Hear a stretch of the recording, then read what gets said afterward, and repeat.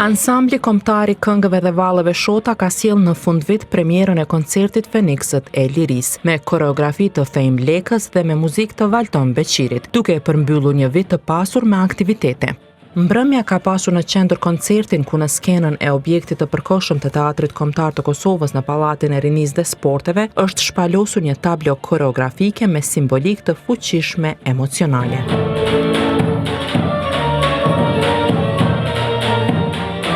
Publiku është zhytur në një udhtim që fillon me melodi të gjalla e valle plot dinamizëm, për të ndëruar më pas në momente reflektimi dhe krenarie, duke e kthyer skenën në një hapësirë kujtese dhe shprese.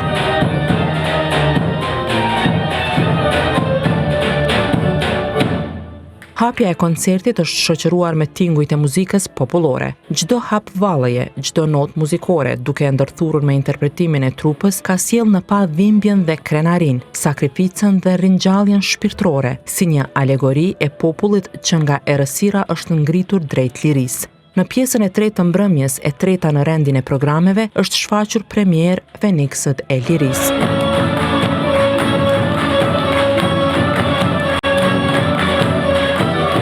Trupat janë sinkronizuar si një masë vetme, por pa e humbur individualitetin e figurave që dalin në plan të parë. Fejm Leka, koreografi veprës, e ka përshkruar procesin krijues si një udhtim të ngarkuar me sfida. Ky koncert festiv që shpregadit enkas për këtë koncertin përmbys, si zakonisht që bën ansambli Shota, këtë rast CRC ka qenë një tablo koreografike. Kjo tablo grafike është ndërtuar nga anë Fejm Leka. Është fakt që ky muaj nëntorit dhe kjo pjesa e dhjetorit ka qenë shumë me stres, shumë e ngarkuar, por megjithatë kemi arrit bashkërisht me kolegë sfidat që kemi pas gjatë rrugës, sepse kemi pas edhe koncerte të ndryshme gjatë nëntorit edhe nuk kishim mundësi kohën e duhur që të punojmë.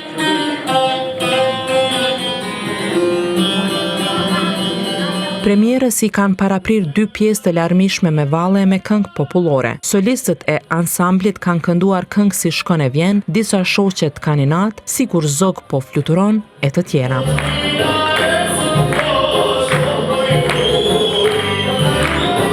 E vallet popullore kanë sjellë gëshëtimin vizual të veshjeve tradicionale, në një kombinim mes brishtësisë e elegancës së grave dhe seriozitetin e gurtë të burrave.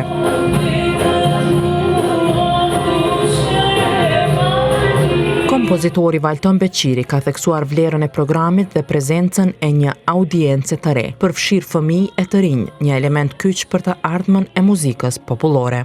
Realisht nuk ka një situatë më të mirë që fund vitit ta presim me një program kaq të bukur artistik, natyrisht një element shumë i rëndësishëm ishte edhe një numër i madh i të rinjve dhe fëmijëve që ishin në koncert. Shpesh ne ankohemi se vijnë fëmijët, por në fakt ansambli Shota që sa vite është duke tentuar që të kthej dashurinë e muzikës popullore tek të rinj dhe tek fëmijët dhe si duket po shihen edhe rezultatet.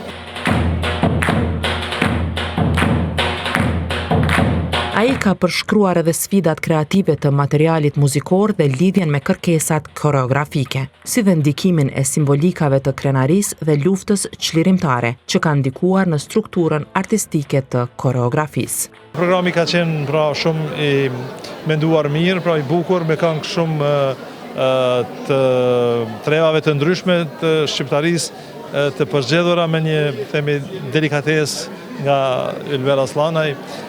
Valltar po ashtu në rolin e tyre të mirë, në formën e tyre dhe sa i përket vallës së fundit, ku isha dhe kompozitori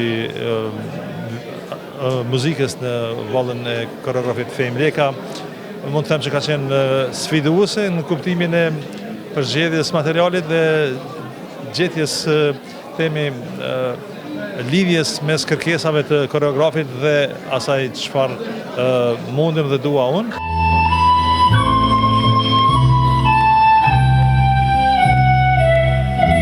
Gjatë vitit 2025, ansambli ka qenë aktiv edhe në koncerte festive në Pranverë e Vjeshtë, duke përfshirë shfaqje në Mitrovic e Gjilan, si dhe pjesëmarrje në programe të ndryshme artistike edhe në vende të Evropës, si në Poloni dhe në Berlin të Gjermanisë, që kanë thelluar imazhin e tij si një prej institucioneve më të rëndësishme të folklorit shqiptar.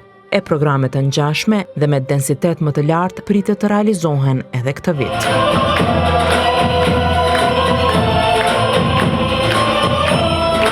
Këto aktivitete bashkë me mbrëmjen e premierës konfirmojnë se Shota është jo vetëm një trup interpretimi, por edhe një gardian i trashëgimisë kulturore, i cili reflekton historinë, krenarinë dhe aspiratat e një kombi përmes këngës dhe vallës.